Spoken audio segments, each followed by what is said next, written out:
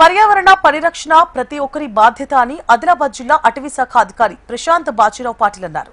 ప్రజాపాలన కార్యక్రమం అటవీ శాఖ వారోత్సవాల్లో భాగంగా ప్రపంచ సైకిల్ దినోత్సవాన్ని పురస్కరించుకుని భారీ సైకిల్ ర్యాలీని ప్రారంభించారు. ముందుగా ఇందిరా ప్రియదర్శిని స్టేడియంలో అటవీ శాఖ ఉద్యోగులు మానవహారం చేపట్టారు. సైకిల్ తొక్కడం ద్వారా ఆరోగ్యంతో పాటు ఇంధన పొదుపు జరుగుతుందని పేర్కొన్నారు. వారం రోజుల పాటు చేపట్టే అటవీ శాఖ వారోత్సవాలను విజయవంతం చేయాలని కూడా పేర్కొన్నారు.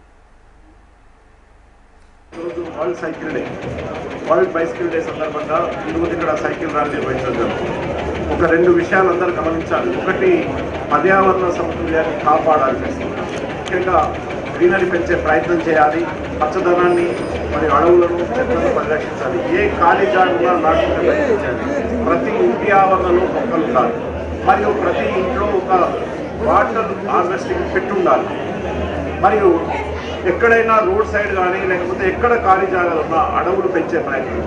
ఈ సైకిల్ ర్యాలీలో రెండో సందేశం ఏమిటంటే, ముఖ్యంగా మనం ఇప్పుడు ఇంధన సంక్షోభం చూస్తున్నాం. కరువులు మూసేసిన తర్వాత ఎంత ఇబ్బంది తలెత్తుతుంది. మరి ఇటువంటప్పుడు ప్రతి వ్యక్తి సైకిల్ అనేది ఒకటి కలిగి ఉండి స్థానిక అవసరాలకు